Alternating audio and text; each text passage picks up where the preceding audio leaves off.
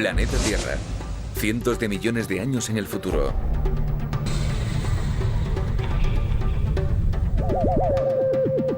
Exploradores intergalácticos regresan al planeta que fue su hogar en busca de restos de antiguas civilizaciones. Han encontrado un planeta que ya casi ni reconocen. Atrás quedaron los continentes que conocemos en la actualidad. En su lugar encuentran una gigante masa de tierra con inmensas cadenas montañosas. Un impresionante panorama de nieve y glaciares. Las antaño prósperas metrópolis han desaparecido. Unos pocos restos deteriorados es lo que queda, aplastados y profundamente enterrados bajo toneladas de rocas. ¿Podrá ser esta nuestra futura visión de la Tierra? Ciencia al Desnudo se pregunta qué fuerzas pudieron crear un mundo tan inhóspito y desolador.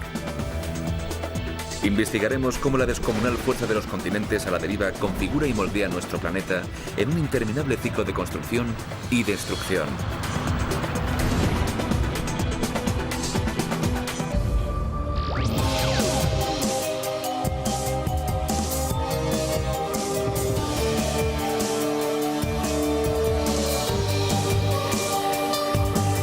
Ciencia al Desnudo.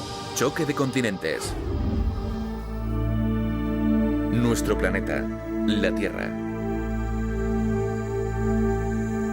Desde el espacio es muy fácil distinguir el dibujo característico que forman los continentes. América del Norte, Sudamérica, África, la Antártida, Europa, Asia y Oceanía. Descomunales masas de tierra separadas por océanos que estabilizan la climatología con unas pautas meteorológicas agradables, óptimas para la civilización y para que las ciudades progresen y prosperen.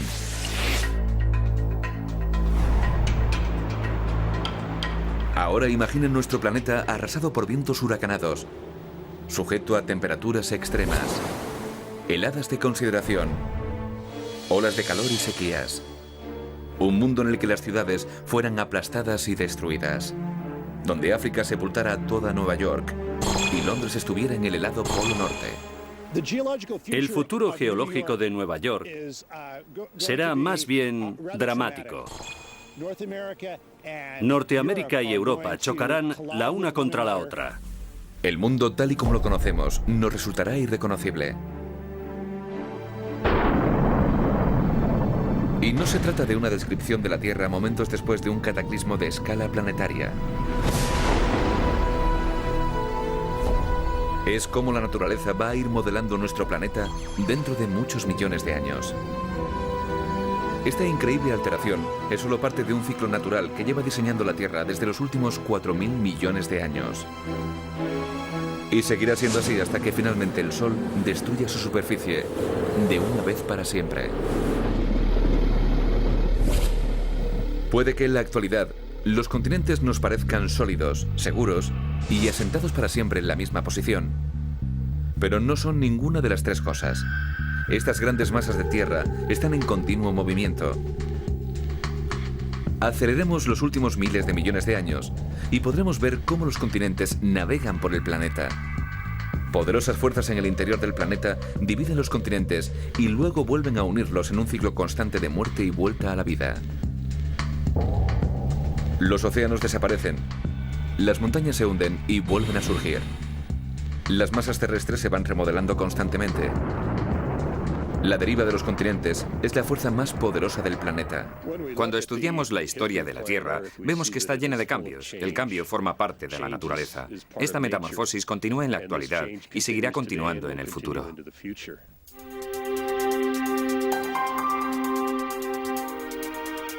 Para comprender cómo los continentes van dándole forma al planeta, primero deberemos retroceder a los momentos en los que se formó la Tierra. Hace 4.500 millones de años. La Tierra ha sido creada por los restos dejados durante la formación del Sol. Polvo y escombros chocan entre sí y se aglutinan. Una vez que estas aglomeraciones forman masas de aproximadamente 1 kilómetro de diámetro, crean la suficiente gravedad para atraer más material. Poco a poco estas acumulaciones crecieron hasta formar unos 20 planetas. Conforme estos planetas iban orbitando alrededor del Sol, empezaron a colisionar entre ellos. Una colisión con el planeta Deia, que dio lugar a la Luna, destruyó la superficie de la Tierra. La energía resultante hizo que la Tierra estuviera excesivamente caliente. A unos 6.000 grados de temperatura, 7 o más veces más caliente que un horno crematorio. La Tierra es una inmensa bola de lava incandescente. Era un infierno primigenio. Miles de asteroides y cometas bombardeaban nuestro planeta. Pero en lo más profundo del mismo, empezaba un proceso que concluiría en la primera masa terrestre. Los elementos más pesados, plomo y níquel, se hundían hacia el centro de la Tierra para formar su núcleo de metal fundido. Los más ligeros, incluidos el oxígeno y el silicio, ascendieron hacia la superficie, entre la roca fundida que arrojaban los volcanes. Poco a poco, la superficie de la Tierra se iba enfriando. La lava se solidificaba formando segmentos de corteza terrestre, las semillas de los primeros continentes. Pero a pesar de haberse creado la primera masa terrestre, se avecinaba una batalla por la supervivencia. La Tierra estaba siendo bombardeada por un gran número de asteroides ya desde el principio. Recibir estos gigantescos impactos dio lugar a cambios importantes. El profesor de geología Sam Bowring es un experto en la creación de la Tierra y en la génesis de los continentes. Ya el hecho de existir una corteza desde el principio es un asunto interesante. Creo que ya estaba en la Tierra desde sus primeros tiempos. La duda era cuánto tiempo aguantaría indemne. Cuando la Tierra estaba siendo constantemente bombardeada por los asteroides, las posibilidades de conservar cualquier trozo de corteza eran muy bajas.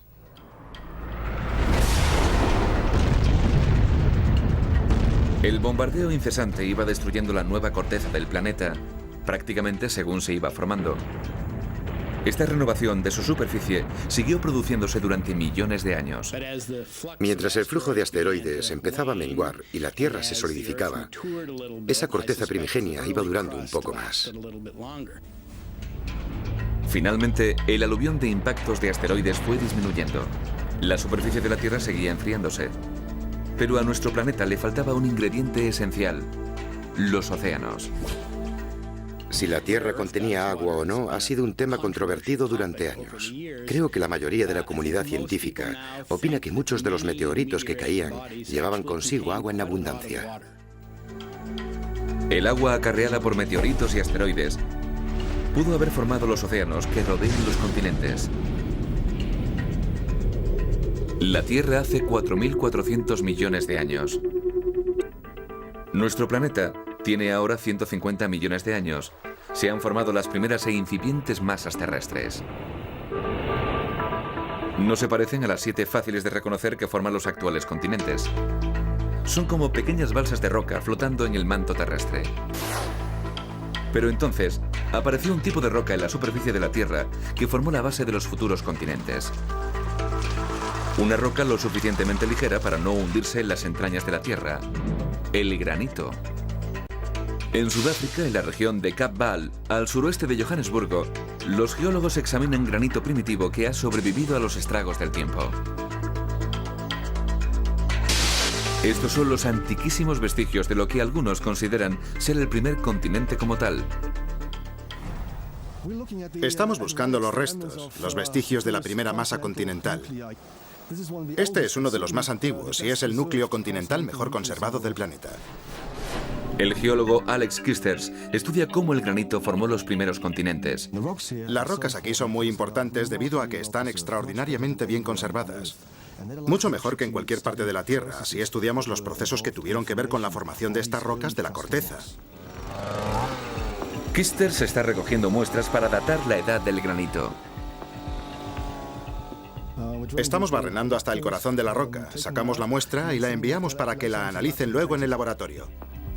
Datar rocas es un proceso complejo porque en largos periodos de tiempo los minerales pueden haberse disgregado y haber formado nuevas rocas.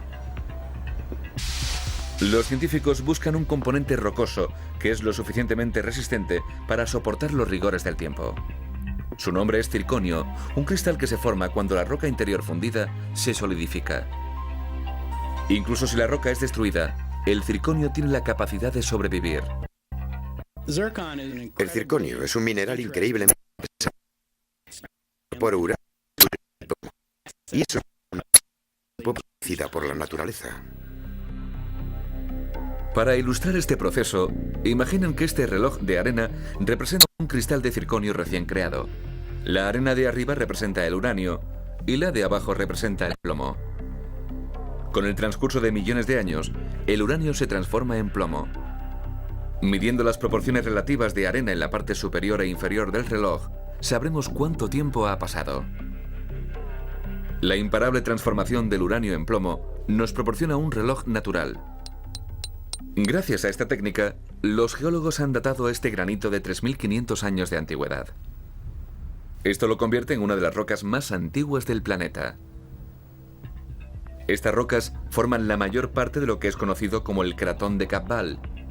Un cratón es una antigua roca flotante, lo suficientemente ligera para mantenerse sobre el manto y cerca de un continente en formación.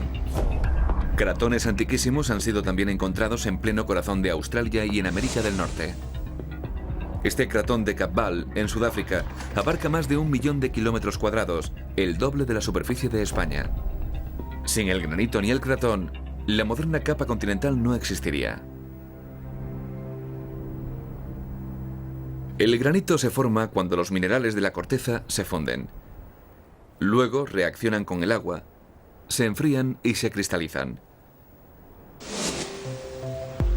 Al estar compuesto de minerales más ligeros, el granito es menos denso que otras rocas del manto, por lo que flota en la superficie y se mezcla con otros sedimentos para formar balsas de tierra.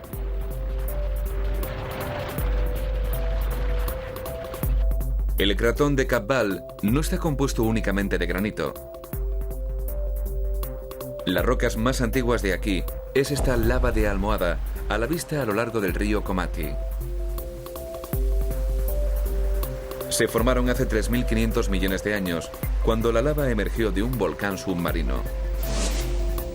Al contacto con el agua, la lava inmediatamente adquirió una corteza sólida que se agrietó y de la cual salía lava en forma esférica o almohadas. Estas rocas se encuentran entre las más antiguas que conocemos. Básicamente son idénticas a la lava almohada que se ve en erupciones submarinas recientes, como por ejemplo en Hawái.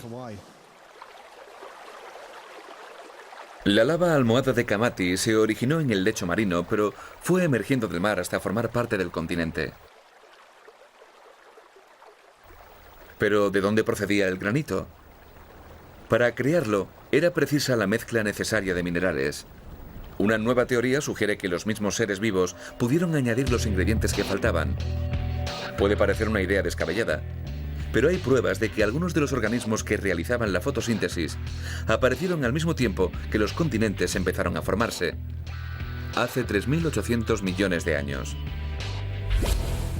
Algunos científicos sugieren que los primeros organismos, tales como las bacterias, contribuyeron a la fragmentación de las rocas que emergían a la corteza terrestre. Durante cientos de miles de años, estas rocas se descompusieron en nuevos minerales que se iban hundiendo en el manto. Muy por debajo de la superficie, se fundieron y formaron magma granítico. El magma ascendió hasta los protocontinentes, se enfrió y formó gigantescas plataformas de granito. Ya estabilizado, el cratón comenzó a crecer, formando los nuevos continentes originarios. Pero los cratones no son el único factor que influye. Otras fuerzas poderosas se hacen notar desde lo más profundo del planeta. Fuerzas que tienen la capacidad de disgregar masas terrestres o provocar su colisión, cambiando para siempre la superficie del planeta.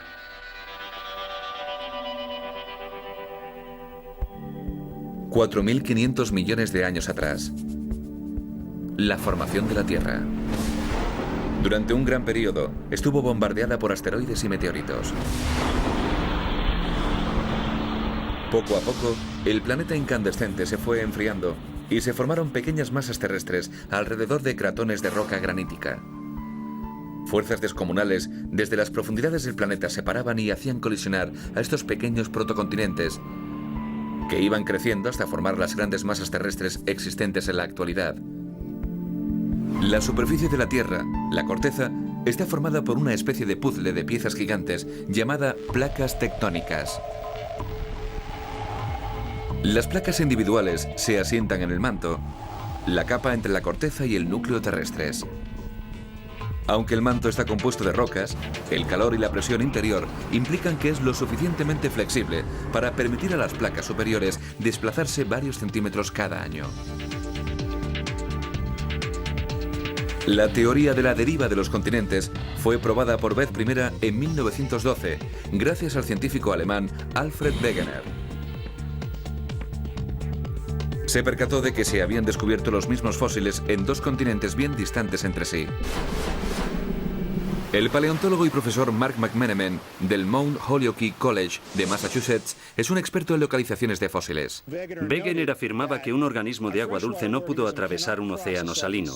Por tanto, si se han encontrado fósiles idénticos de criaturas de agua dulce o también terrestres en dos continentes que están a gran distancia, se supone que alguna vez estuvieron unidos.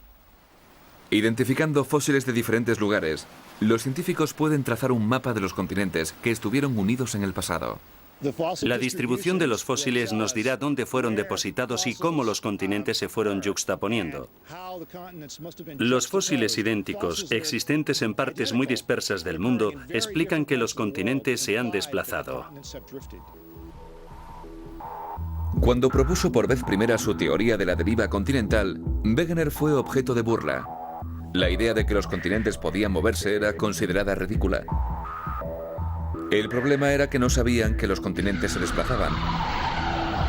El mecanismo oculto que lo producía no fue descubierto hasta la década de los 60. Las placas tectónicas son impulsadas por el calor. Las placas tectónicas se desplazan por el hecho de que el interior de la Tierra es mucho más caliente que su superficie. La temperatura en el centro del núcleo es de unos 5000 grados. Está tan caliente como las partes más externas del Sol.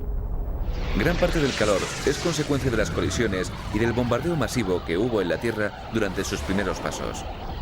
El resto procede de la descomposición radiactiva de los elementos pesados del núcleo. El calor que escapa del núcleo crea corrientes de convección en la capa siguiente de la Tierra, el manto. El proceso es parecido a las lámparas de lava, donde el calor de la bombilla del fondo crea corrientes de convección en el aceite, impulsando la lava sintética hacia arriba.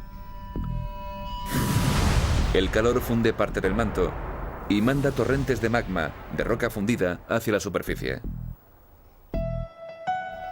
Esto origina grietas entre las placas, creando nuevas rocas que separan las placas. Conforme las placas se separan, la Tierra asentada encima hace lo propio. Creo que las placas tectónicas son en realidad algo necesario para este planeta. Es una manera eficiente y sobresaliente de enfriar el interior de la Tierra. Esta formación de nuevas rocas hace de cuña, separando las placas y los continentes asentados en estas. En la actualidad, la mayor parte de estas nuevas rocas se forman bajo el mar, creando extensas cadenas montañosas volcánicas interconectadas que se extienden a lo largo de todos los principales océanos del mundo. Una de ellas la podemos ver en el fondo del Océano Atlántico, paralela a la cordillera centroatlántica. Recorre unos 20.000 kilómetros desde la Antártida hasta el Ártico. Sale a la superficie en algunos puntos. Islandia se originó con lava volcánica, aflorando en la conjunción entre la placa norteamericana y la euroasiática. Es uno de los pocos lugares de la Tierra en los que uno puede ser testigo de la separación de dos continentes. Estamos contemplando estructuras geológicas. Es como un gran libro abierto de geología. Aquí es donde se fabrica la corteza terrestre. Pál Einarsson, profesor de geofísica en la Universidad de Reykjavik, está haciendo un seguimiento de esta cordillera centrooceánica en la que las placas se están separando. El tramo en Islandia tiene casi una anchura de 5 kilómetros. En un lado está la placa norteamericana, en el otro la euroasiática. La plataforma tectónica crece a medida que se van formando nuevas rocas en su centro, separando a Norteamérica y a Europa a ambos lados. El océano Atlántico se ensancha y sendos continentes se van alejando. Con el tiempo, el Atlántico llegará a ser igual de grande que el Pacífico. Para medir la rapidez con la que se separan, Einarson recurre a sistemas de lectura de posicionamiento global en puntos específicos a lo largo del margen de las placas. Pondremos la antena en el punto más alto y así podremos calcular la posición exacta de este lugar del planeta con respecto al centro de la Tierra. Aunque la cordillera se muestra tranquila y no hay magma ascendiendo a la superficie, las medidas de Einarson muestran que los dos continentes se están alejando a una media de 2,5 centímetros por año. Por lo que, para cuando acabe este siglo, Europa y América estarán unos 2,5 metros más lejos entre sí. El desplazamiento en Islandia es el típico del proceso que ha configurado los continentes desde su nacimiento hace 4.400 millones de años. Forma parte del gran ciclo continental terrestre. La nueva corteza que se crea en la cordillera centrooceánica se desplaza, se enfría y con el tiempo se hunde bajo la Tierra.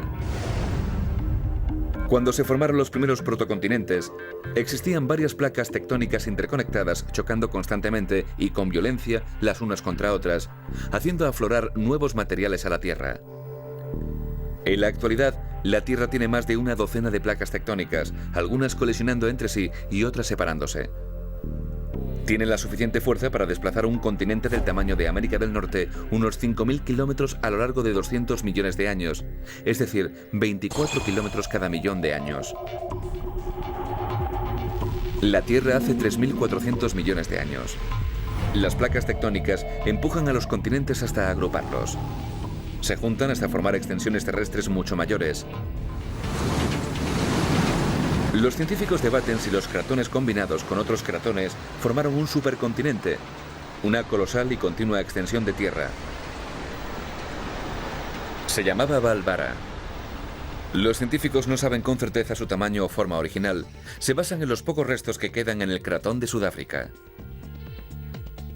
Pues Valvara tenía los días contados. Una columna de materia incandescente se está formando a sus pies y está a punto de hacer añicos al primer supercontinente del planeta.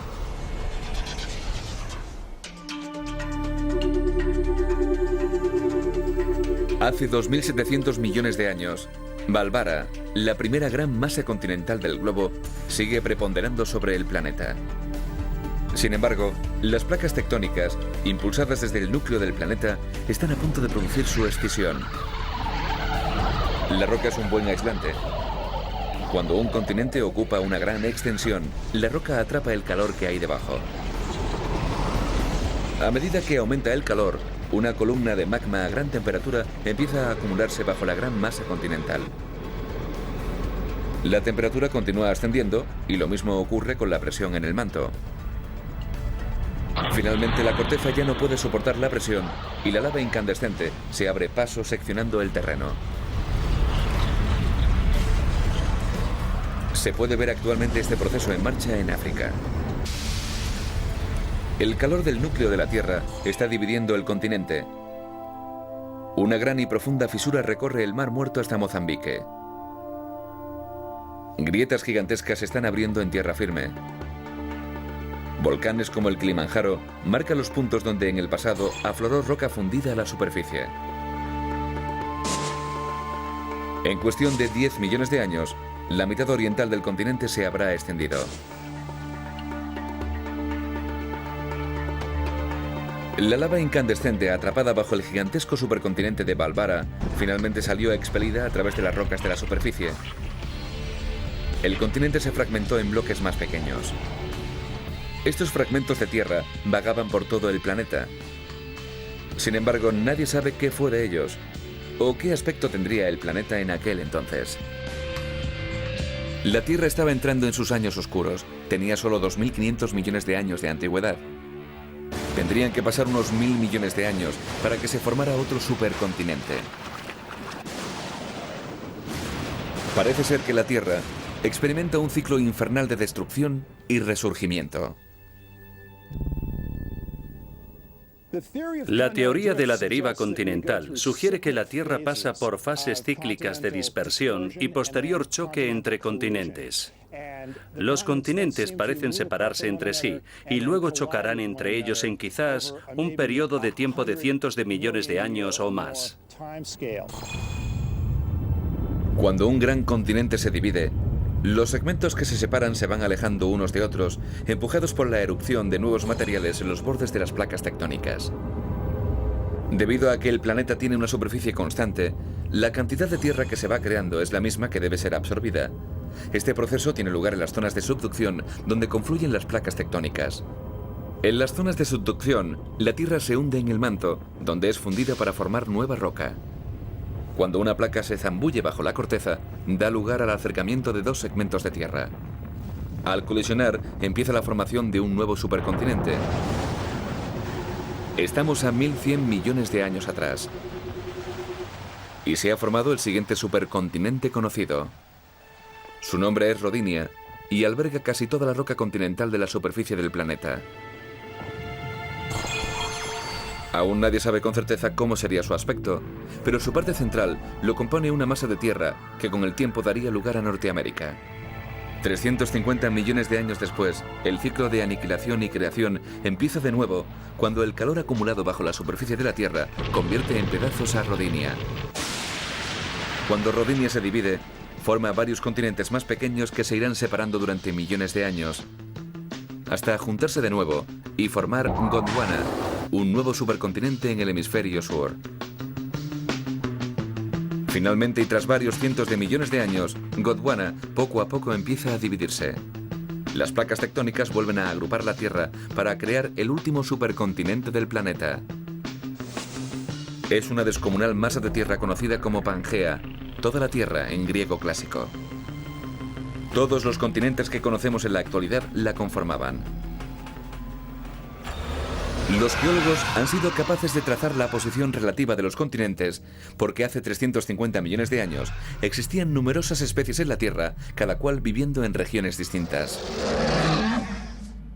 El fósil que aquí tenemos es el primer trilobites que fue descrito como tal en Estados Unidos.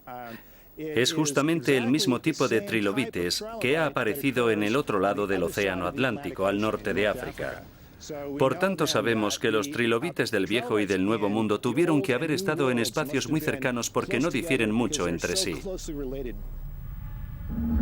Los registros fósiles muestran que Norteamérica y Europa llegaron a estar unidos.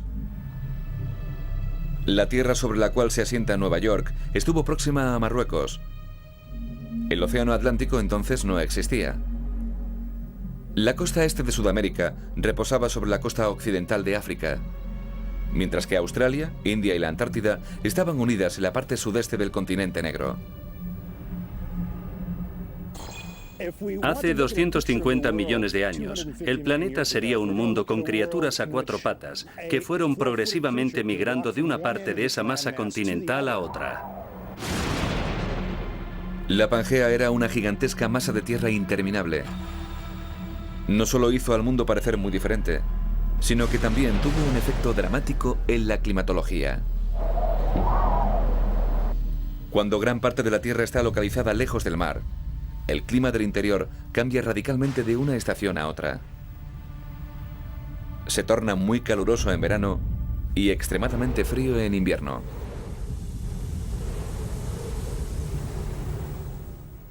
No disponía de la influencia atemperante del mar que tenemos hoy. Por eso era un mundo muy distinto. En cierto sentido era más inhóspito y menos habitable, al menos para la vida en tierra firme. Se cree que el cambio climático causado por la formación de la Pangea pudo haber jugado su papel en una de las extinciones a mayor escala del planeta. Este acontecimiento, conocido como la extinción en masa del Permo-Triásico, aniquiló el 90% de la vida en la Tierra. Se la denomina la madre de todas las extinciones en masa. Opino que la formación de la Pangea, con sus efectos perniciosos en el clima, pudo haber sido un factor importante, por supuesto, pero no la sola causa de esta extinción masiva. Hace 250 millones de años, el supercontinente de la Pangea empezó a separarse. Los continentes que conocemos en la actualidad empezaron a cobrar forma. Durante las siguientes decenas de millones de años, Sudamérica se va extendiendo de África. América del Norte de Europa. Australia hace lo propio respecto a la Antártida, dirigiéndose al norte, a climas más cálidos. Las posiciones de nuestros continentes empiezan a ser familiares, aunque no tanto sus elementos más distinguibles. Las cadenas montañosas más extensas del planeta, los Alpes y el Himalaya, y las grandes depresiones, como el Gran Cañón del Colorado, aún no se han formado. Surgirían en una de las mayores batallas de la naturaleza, la resultante del choque de continentes.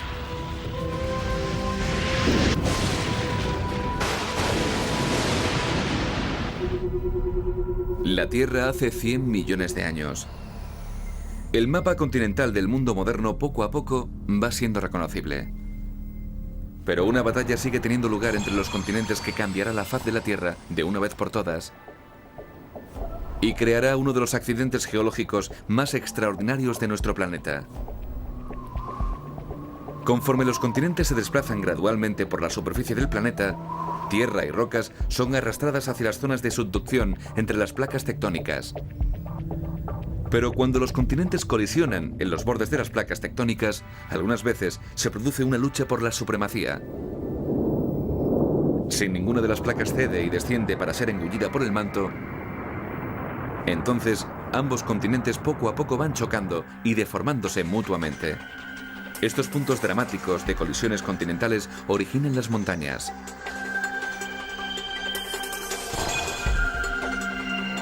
Los Alpes, la mayor cadena montañosa de Europa.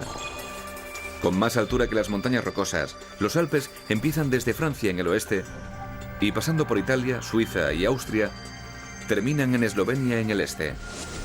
Su formación es el resultado directo de la colisión continental entre África y Europa. La historia de los Alpes comienza cuando la placa africana se desgajó de la sudamericana. Entonces empezó a desplazarse hacia Europa. Sin el movimiento tectónico no hubiera habido montaña alguna en nuestro planeta. El profesor Gerard Stanley, de la Universidad de Lausana, estudia el proceso que originó los Alpes. Las placas africana y euroasiática empezaron a aproximarse, atrapando entre ellas a una tercera placa, la ibérica. Las tres placas entrechocaron. La placa euroasiática se introdujo en el manto, parando en seco la placa ibérica. El mar de Tetis empezó a cerrarse. Conforme la placa euroasiática avanzaba bajo la placa africana, iba a desplazar el lecho del mar de Tetis y parte de la placa ibérica 1000 kilómetros hacia el norte, levantando la altura del terreno miles de metros. Las rocas que empezaron su existencia en el fondo del mar terminaron en las cumbres de los Alpes. Es fascinante suponer que cuando uno está en lo más alto del monte Cervino, en realidad está pisando la parte más elevada de África. Para los geólogos, África termina en los Alpes. Durante los 100 millones de años siguientes, los continentes continuaron aplastándose. Nuevas cadenas montañosas se fueron formando por todo el planeta. La mayor de todas, el Himalaya, se formó cuando la placa india, en su desplazamiento hacia el norte, embistió contra la placa euroasiática. Avanza 5 centímetros cada año, ocupando el primer puesto en poder de colisión. El movimiento de la placa india provoca el choque de estos dos grandes continentes y crea uno de los accidentes geográficos más elevados jamás existidos en la Tierra. El increíble poder de la deriva continental no solo levanta montañas, sino que también esculpe una de las orografías más fáciles de distinguir: el Gran Cañón, en Arizona. El Gran Cañón es una gran cicatriz en la superficie de la Tierra. El geólogo Ron Blakey lleva más de 30 años estudiando el cañón. Es un lugar excepcional en el planeta para contemplarlo de cerca. El Gran Cañón tiene 450 kilómetros de largo y consigue abarcar los 29 de ancho. Llega a alcanzar una profundidad de 1,5 kilómetros.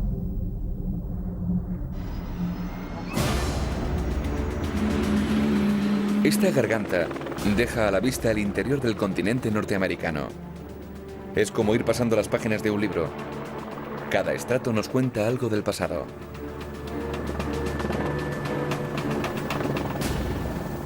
Uno de los elementos más obvios del Gran Cañón es que conforme recorremos sus paredes, es como ir viajando a través de una máquina del tiempo. Cada estrato de roca revela la historia geológica de Norteamérica. Desde el momento actual hasta hace 2000 millones de años. A mayor profundidad, más antiguas son las rocas. Estudiando los estratos, Blakey puede recomponer la historia del cañón. Ha encontrado una de las pruebas más interesantes en lo más alto. Fósiles de criaturas oceánicas. ¡Wow! Hemos acertado con este lecho marino. Lo que aquí vemos es un ejemplo extraordinario del periodo pérmico. La información más relevante que nos da respecto al Gran Cañón es que esta zona tuvo que estar próxima al fondo del mar cuando estas rocas se formaron. Ahora este borde del cañón está a 2000 metros sobre el nivel del mar. Por tanto, algo tuvo que suceder. O bien que el mar descendió esos 2000 metros, cosa poco probable, o que el terreno se elevó dicha altura. Creemos que fue lo segundo. Hace 250 millones de años, el cañón empezó a formarse como consecuencia de la colisión entre las placas del Pacífico y la norteamericana. Colisionaron con tal fuerza que el lecho marino de la placa norteamericana se elevó más de 3 kilómetros. Lo que en su día fue un lecho marino se fue elevando a lo largo de 15 millones de años hasta formar una vasta meseta muy por encima del nivel del mar.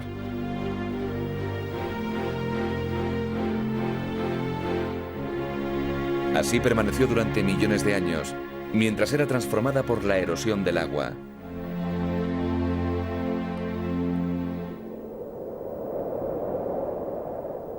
Hace 6 millones de años, a varios cientos de kilómetros al sur del cañón, los movimientos tectónicos abrieron el Golfo de California al océano.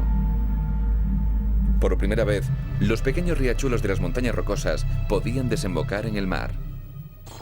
Se trataba de una corriente que nacía a 4000 metros de altura en las montañas rocosas y erosionaba todo a su paso, como por ejemplo el Gran Cañón, que sufriría el efecto de su cincel. Estos riachuelos confluyeron y formaron lo que más tarde se llamaría el río Colorado. Va carcomiendo el terreno en su fluir hasta el Golfo de California.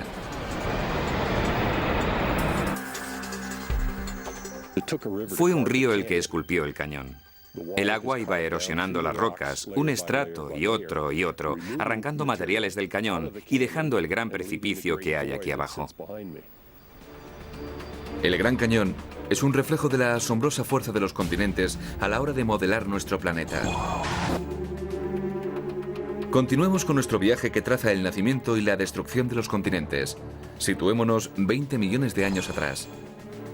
4.000 kilómetros al sur del Gran Cañón, otra colisión de placas está a punto de suceder. El mapa del mundo moderno está casi acabado. En este momento, el tramo de agua que fluye entre el Océano Pacífico y el Atlántico sigue separando Norteamérica de Sudamérica. En el transcurso de muchos millones de años, la placa del Pacífico se va deslizando bajo la placa del Caribe. La presión provoca la erupción de los volcanes del fondo del mar. Algunos explotan con tal virulencia que crean una sucesión de pequeñas islas entre América del Norte y del Sur.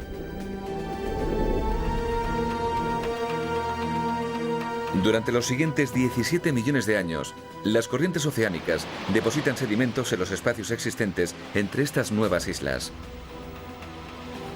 Con el tiempo, los sedimentos se van acumulando y comprimiendo hasta formar lenguas de tierra entre las islas. Hace 3 millones de años, el Istmo de Panamá, una estrecha franja de tierra, finalmente enlaza los dos continentes americanos, separando el Océano Pacífico del Atlántico. El flujo de agua entre ambos océanos deja de existir y las corrientes deben tomar otros derroteros. Esto causa entonces otro cambio en el clima de nuestro planeta. Altera la dirección de las corrientes cálidas a lo largo y ancho del globo, trastocando los patrones meteorológicos y posiblemente abocando al planeta a una edad de hielo. Muchas especies desaparecen. Ya se han formado los continentes que conocemos en la actualidad, creando un medio óptimo y habitable para el progreso y la evolución de la civilización en el planeta Tierra. Pero ¿cuánto tiempo durará? Las fuerzas motrices de las placas tectónicas aún siguen activas y fragmentarán los continentes de nuevo. Forjarán otro mundo distinto. Un medio que puede desencadenar otra extinción en masa y llevar a la humanidad hasta el borde de la aniquilación.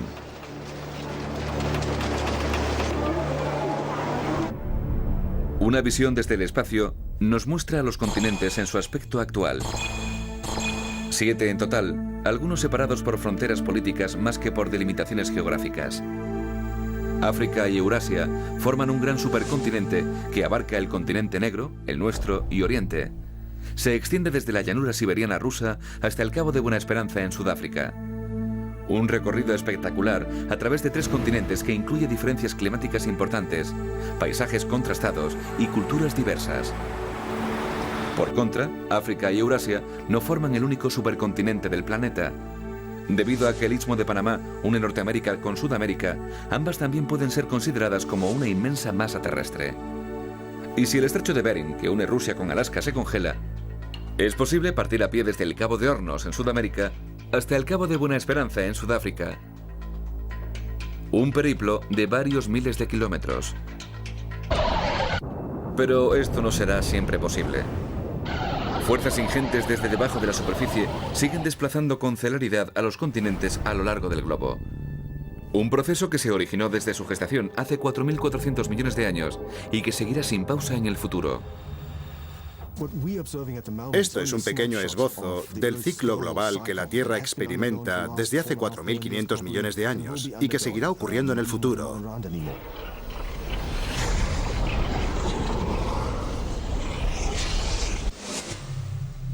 El ciclo continental planetario tiene otro impacto en nuestro mundo.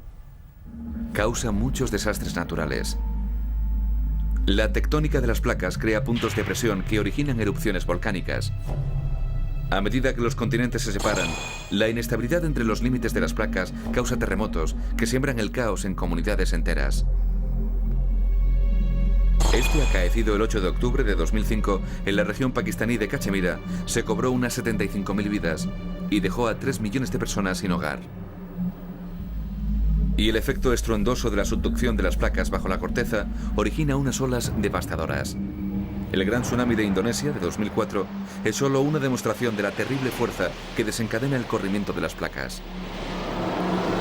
Estos desastres naturales forman parte del ciclo de los continentes y seguirán ocurriendo.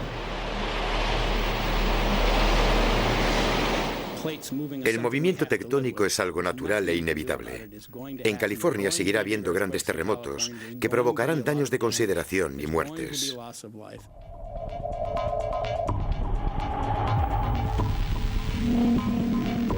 En años recientes, parece ser como si los desastres naturales provocados por el movimiento de los continentes hayan ido en aumento. Pero también hemos asistido a un mayor nivel de concienciación, superior a esta intensificación del número y gravedad de los desastres naturales. Hemos observado que la gente se ha ido concienciando mucho más.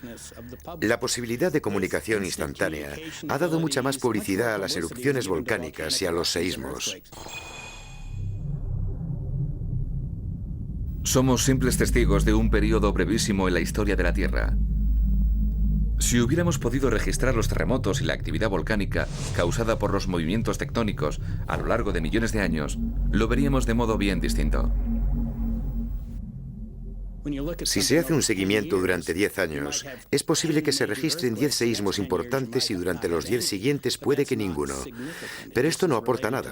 Tiene que ver con el breve periodo de tiempo en el que se realizan las observaciones. Hay que hacer mediciones cientos, miles de años para sacar unas conclusiones. Es imposible predecir exactamente cuándo se producirá el próximo desastre. Pero sí es posible vaticinar dónde tendrá lugar. En los límites tectónicos.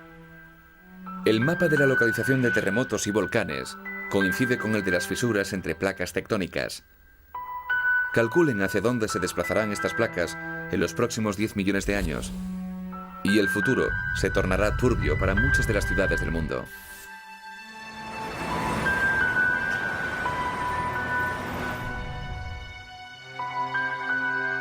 ¿Cómo será el aspecto del planeta en el futuro? Dentro de 50 millones de años, el océano Atlántico se habrá ensanchado mucho más, alejando aún más Nueva York del norte de África. Mientras que en el hemisferio sur, Australia se dará de bruces con el sudeste asiático. Y en Europa, África se dirigirá hacia el norte, cerrando el mar Mediterráneo. Se formará una nueva cadena montañosa donde antes estuvieron Italia y Grecia.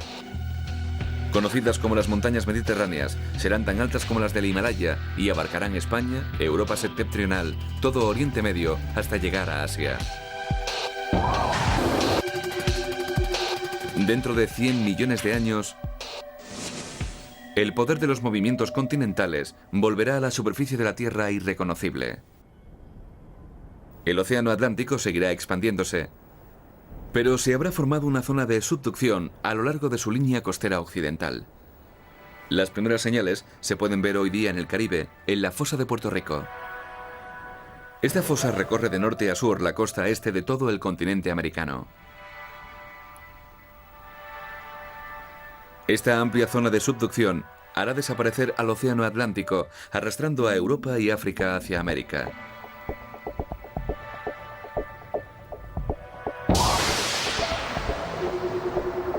Dentro de 250 millones de años, los exploradores intergalácticos retornarán a su antiguo planeta y encontrarán un mundo muy diferente al que les habían mostrado.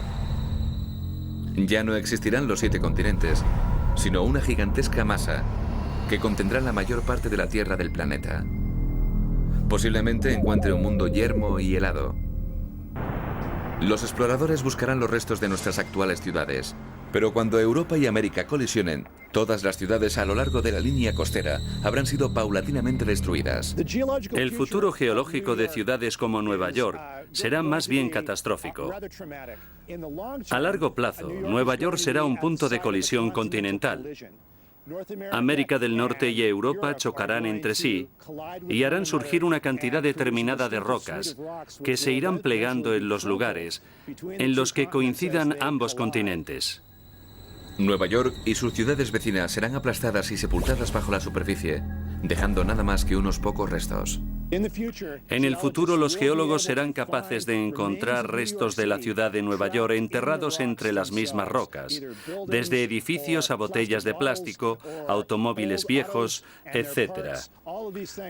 Todo esto formará parte del elenco de fósiles y será reconocible para los futuros geólogos que tengan muy claro lo que están buscando.